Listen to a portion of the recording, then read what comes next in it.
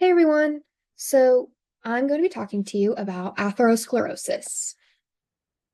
So you may be asking, for those of you who don't know, what is atherosclerosis? Simply, it is when plaque builds up in the artery walls that causes the arteries to thicken and harden. It's initiated by damage to the arterial lining. As you can see here, there are damaged walls, resulting in plaque buildup, and then now there is less room for blood and oxygen to flow through the arteries. So, one main key contributing factor to atherosclerosis that I'll point out is high LDL cholesterol. And that ties into the pathogenesis. So, like I said, it's initiated by damage to the arterial wall. When that happens, it makes the wall more permeable. So, the LDL cholesterol comes into the arterial wall. That tells or when that happens, the immune system is triggered, and then also that triggers inflammation. So when that happens, our immune cells will come in and then turn into macrophages. And then this macrophage is going to eat the LDL cholesterol. That will then turn into a foam cell. And the foam cell turns into fatty streaks that build up. And also, while that's happening, these smooth muscle cells are going to proliferate and migrate on top of the fatty streaks. And that's what causes the atherosclerotic plaque. In worst cases of this, the plaque can rupture and that'll lead to a blood clot.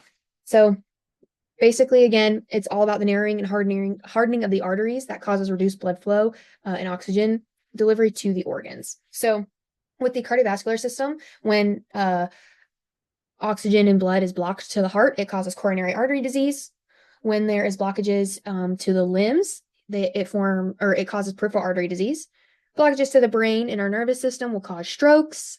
And then with our kidneys, it will cause basically just kidney dysfunction or an impaired kidney perfusion. And then when it comes to our metabolic regulation, inflammation is going to be significantly increased. And also our insulin sensitivity will be disrupted, causing a increased risk of type 2 diabetes. So some signs and symptoms that you can see if your coronary arteries are blocked is some chest pain or pressure, which is known as angina, and then high blood pressure and shortness of breath or fatigue. And then when your limbs are blocked, it can cause pain when walking, which is also known as claudication. When there are blockages in our brain, it could cause essentially symptoms of like a stroke. So like face drooping or numbness on one side of the face, difficulty speaking. And then if the arteries to our eyes have been blocked, it can cause vision loss.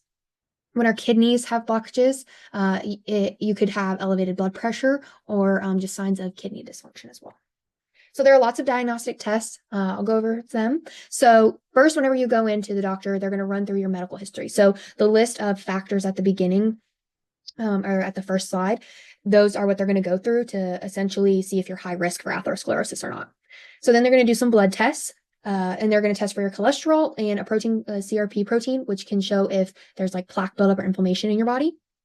And then for specifically coronary artery disease, they could run an electrocardiogram, which is this picture right here, where they're going to look at your heart rhythms to basically see if you have any reduced blood flow to the heart. And then here with your echocardiogram, it shows an ultrasound of your heart. An ultrasound of your heart where they can see a better picture and specifically like what the flow of blood looks like. And this is better to see if you have coronary artery disease or any blockages in your heart. They could also do a stress test, which is this right here, where they hook you up, basically everything they would do for an EKG or an electrocardiogram, like the same stickers. And then they're going to have you essentially walk on a treadmill, increase the incline, things like that. And then they can see if you have any signs of coronary artery disease. To see if you have peripheral artery disease, they would do a ankle brachial index, which is where they're going to take the blood pressure in your arm and then also the blood pressure in your leg and see what the differences are to see if you happen to have any blockages in your limbs. So for epidemiology of atherosclerosis, it's fairly large because atherosclerosis is one of the causes or the leading cause of other coronary or other cardiovascular deaths or diseases. So if you have had like a stroke or a heart attack, you more than likely have atherosclerosis. So for all statistics about atherosclerosis, it is tied in with cardiovascular diseases. So there were 17.9 million deaths globally from cardiovascular diseases in 2019. And then I'll talk specifically about the stroke belt, which I think is a fun name, maybe. There are higher rates of obesity, hypertension, and smoking rates, which are all contributing factors to developing atherosclerosis. And the stroke mortality is up to 30% higher than the US average. And then who is most affected? It would be older adults, more than likely men, and specifically people in low socioeconomic groups, just because for that group, it's specifically a lack of access to healthcare in most cases. And then actually women's increase of atherosclerosis increases post-menopause, which I think is very interesting. So why is the atherosclerosis so significant with public health, or why is this issue so significant?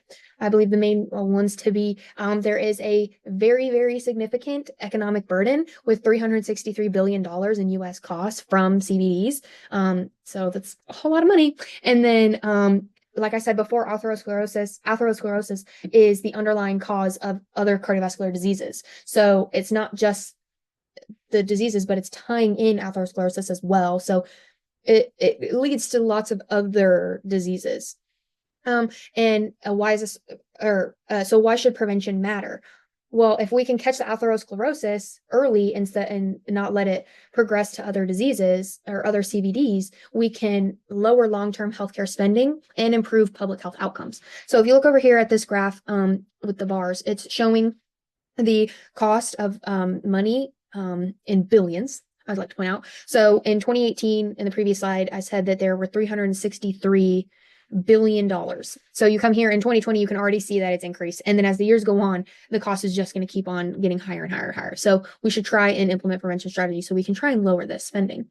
Also, cardiovascular conditions, I'm going to talk about specifically the total cardiovascular diseases, this red line, are only projected to increase as the years go on. And then also up here with the contributing factors, all of them are, a majority of them are said or predicted to increase, except for high cholesterol. So when looking at this, 3 out of the 4 contributing factors are set to increase, meaning that there could be an increased chance in developing atherosclerosis for most people in the future. So ways we can prevent this or strategies we can use is going with multi-sectoral collaboration, having multiple different professions and professionals come together to try and formulate a plan or something along those lines. And this can help to make sure that our interventions are more accessible to people, they're more relevant and more sustainable. And then some other interventions that clinical strategies would be some lifestyle interventions like diets, specifically the Mediterranean diet, and then increasing physical activity and trying to push smoking cessation. And then healthcare professionals starting to play a bigger key role in prevention and adherence. And implementing more risk assessment tests. And then policy level interventions, main things, nutrition, trying to regulate our foods to make sure we're eating healthier and eating cleaner. And then some tobacco control policies as well to tie in the smoking cessation. And then more community efforts, making sure that health screening is more accessible to people. And then something that I think is very interesting is the geographic information systems as well. So looking at this bottom picture, a study was done in Switzerland where they tried to predict in one specific geographic location who was at risk for cardiovascular diseases over 10 years. And then here in C and D, this is the actual people after doing the Framing risk score assessment that actually had a higher risk of developing cardiovascular diseases due to atherosclerosis. And this, I think, is very important because you could look in specific areas and specifically find where you need to do more focus groups or more education or possibly direct more healthcare towards these specific areas because these areas are more specifically at risk for developing cardiovascular diseases. And also digital tools like smartwatches that are becoming very well known. Majority of them can, or the ones that are coming out now can measure blood pressure and also your heart rhythm and your heart rate, which are all very significant in possibly in people who could possibly have atherosclerosis. So the main unresolved issue is that clinical guidelines are fairly inconsistently followed due to systemic and provider level barriers. Again, just accessibility. And then minority populations actually remain very underrepresented in research. So it makes generalizing results or preventative strategies or interventions hard to generalize because we don't have research about how it specifically affects them. And so future directions need to be there needs to be a more prioritized and equitable care, trying to make it again more accessible to people, get education out there more, and proper health care more out there for people who need it in those low socioeconomic groups or possibly at-risk groups. And then tying in behavioral science like counseling along with treatment adherence. Most people do not want to do follow-up care, such as like cardiac rehab, which is big for people who have had coronary artery disease. They are told after getting a stent to do cardiac rehab, and a lot of them don't want to. So it would be important to tie in that counseling so that they can see how important it is to adhere to their treatments. And then tying in those digital tools as well, to just spread out the opportunities or increase the amount of opportunities for self-monitoring or care, things like that would be very important. Again, making accessibility more wider to all populations.